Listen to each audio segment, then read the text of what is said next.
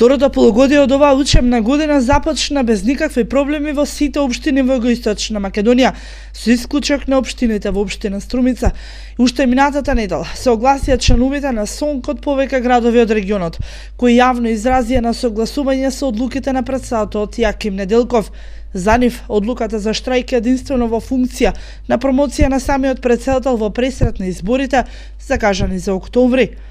Генерално, на одржаниот состанок со директорите, констатиравме дека наставниот кадар и професорскиот кадар ќе присуствува на наставата, не го поддржуваат генералниот штрајк, што е основен принцип дека учениците не смеат да бидат тие што ќе ги трпат последиците од генералниот штрајк.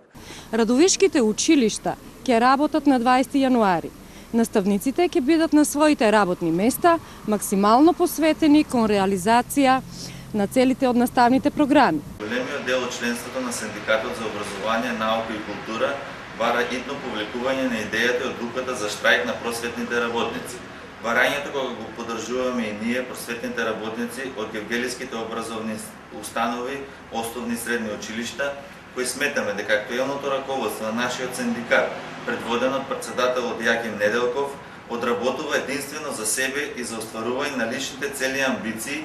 Според информациите од теренот во регионот, штрајкот на наставниците се одржува само во Струмица, каде што најголем дел од наставниците се присутни на работното место, но не држат часови. Според законот, доколку ваквата ситуација се одржи, за да се овозможи редовно настава и заштита на интересот на учениците, може да се воведат заменски наставници. Според информациите, листите со заменски наставници се спремни и тие се подготвени да бидат воведени во наставата доколку за тоа се укаже потреба.